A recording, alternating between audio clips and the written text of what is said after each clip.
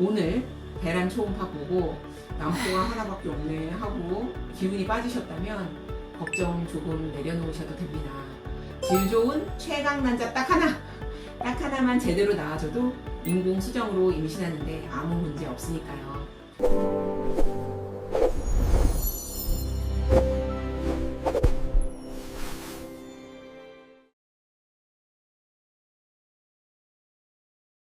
안녕하세요. 난임의사 정재환입니다. 오늘은 인공수정 꼭 과배란 유도하면서 해야 될까? 라는 질문에 대해서 답변 드리려고 해요. 진료실에서 되게 흔하게 받는 질문 중에 하나예요. 선생님, 인공수정하려면 무조건 과배란 주사 맞아야 된다던데 저는 배란 유도제만 쓰고 배란 하나밖에 안 됐는데 이대로 인공수정해도 되나요? 또 여러 개 안 터지면 인공수정 실패하는 거 아닌가요? 하고 물어보시는 분들 많이 있으세요. 결론부터 말씀드리면 아니요. 인공수정 배란 하나 준비돼도 아주 잘 됩니다. 그럼 인공수정이 어떤 임신시도 방법인지 먼저 짚고 넘어갈게요. 이게 우리 자궁입니다. 부부관계를 하면 정자가 여기 1억 마리가 사정이 된다고 쳐봐요. 1억 마리 중에 몇천 마리만 자궁 안까지 들어가서 그 몇천 마리 중에 나팔관을 타고 몇백 마리만 나팔관 끝까지 도달한다고 했을 때 그때 배란이 마침 쫙 되면 여기까지 간 정자랑 난자가 수정이 돼서 다시 나팔관을 타고 자궁으로 오면 착상. 요게 자연임신이에요. 그럼 인공수정은 뭘까요? 인공수정은 이 1억 마리 정자를 의사가 여기까지 넣어줘. 자궁 안쪽까지 넣어주는 거예요. 우리 연구원들이 2시간 동안 운동성인 정자를 잘 골라서 저한테 주면 제가 여기까지 넣어드리는 겁니다. 아까는 여기서부터 이만큼 가야 되는데 여기 인공수정은 요만큼만 가면 되니까 또 아까는 여기 몇천 마리밖에 못 도착한다고 했는데 1억 마리를 넣어준다. 그러면은 사실 여기까지 갈 확률이 훨씬 더 올라가겠죠. 저희가 부부관계 아무리 이때 하세요 해도 사실 날짜 못 맞추시는 경우 많이 있으시거든요. 난포 터지는 주사는 꼭 맞아요. 그래서 주사까지 맞아서 배란이 딱 되는 시점을 잡아서 그 시점에 제가 정자를 많이 넣어드리면 정자가 요만큼만 가면 되니까 임신 성공률이 자연 임신에 비해서 5% 정도는 올라가요. 아닌 부부라고 했을 때 자연 임신 성공률을 10% 정도로 보거든요. 1년 정도 임신 시도했는데도 임신이 안 되신 커플들이시기 때문에. 그런데 인공수정은 한 15% 정도 돼요. 그러니까 5% 정도는 올라가죠. 왜 5%밖에 안 올라가냐 이렇게 딱 맞춰서 넣어주는데 정자가 여기까지 제가 아무리 넣어드려도 여기서부터 여기까지는 스스로 가야 되고 또 스스로 수정하고 또 스스로 다시 나팔관을 타고 와서 스스로 착상해야 돼요. 대부분은 다 스스로 해줘야 되기 때문에 스스로 임신하는 능력이 어느 정도 있어야 인공수정에 도움을 받을 수 있는 거예요. 그렇기 때문에 배란이 여러 개 되는 것보다는 타이밍 맞춰서 정자를 많이 충분히 넣어주는 거, 그게 사실은 인공수정 성공의 중요한 포인트입니다. 안인병원 오시면 다들 주사 한 보따리씩 받아서 맞으시고 하시니까 주사 안 맞으면 치료 안 받는 것 같고 불안해하신 거 당연히 있을 수 있어요. 근데 제 진료실 다녀가신 분들은 아실 거예요. 저 원래 자연배란 꼬박꼬박 잘 되는 분들한테는 1차 때 과배란 주사 잘 안 씁니다. 왜냐고요? 환자분 몸이나 앞으로 태어날 아기한테 그게 훨씬 더 안전하니까요. 인공수정할 때 주사 맞고 난포 3, 4개 크면 임신율 수치 자체는 조금 올라갈 수 있어요. 2, 3%. 그런데 그 뒷감당 누가 합니까? 환자분들의 몸이 고스란히 다 받아내야 돼요. 과배란 주사로 난포가 여러 개 자라면 난소 과자극 증후군이라고 해서 배에 복수가 차고 고생하실 수도 있고요. 무엇보다 다태임신, 쌍둥이 리스크가 많이 올라가요. 인공수정할 때 쓰는 약 쓴다고 과배랑 복수 찹니까? 오버하시네요 하실 수도 있어요. 물론 인공수정하고 복수 차는 일이 흔한 일은 아니에요. 그렇지만 우리가 인공수정할 때 처음으로 과배란 주사라는 걸 맞게 됩니다. 근데 환자분들이 대부분은 예상하는 정도의 개수가 배란이 되지만 과민 반응 보이시는 분들이 꽤 많이 있으세요.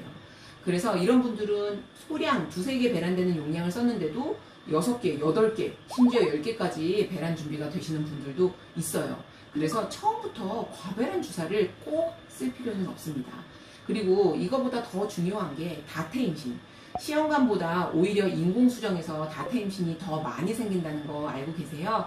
사실 시험관은 난자를 12개, 20개, 뭐 여러 개 채취해도 아기를 싹 만들어서 그 중에 제일 좋은 거 하나, 2개 또는 진짜 배아가 좀 약하면 3개까지 이식할 수 있는데요. 그 이상 이식하진 않아요. 그런데 막 뉴스에 5쌍둥이 태어났어요. 축하해주세요 하는 뉴스들 있잖아요. 그런 거 보면은 다 인공수정이에요. 인공수정은 배란이 5개 되면 이론적으로 5쌍둥이 생길 수 있습니다.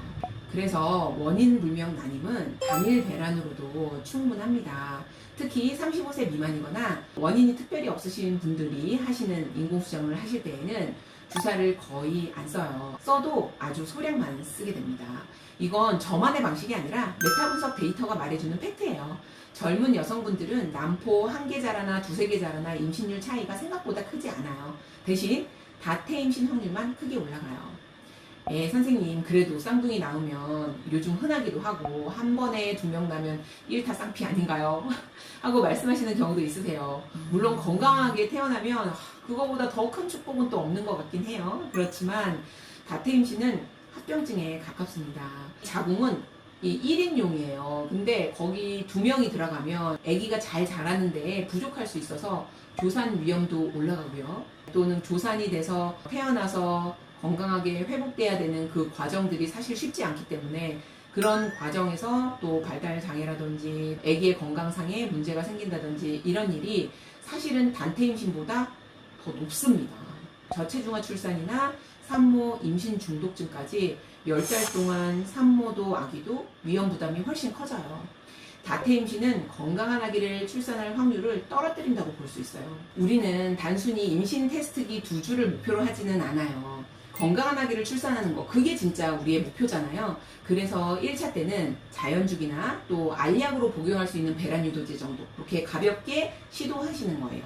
거기서 결과가 안 좋으면 2차, 3차 때 환자분 반응 보면서 주사를 소량 쓸지 말지 단계적으로 조율해 나갈 수 있어요.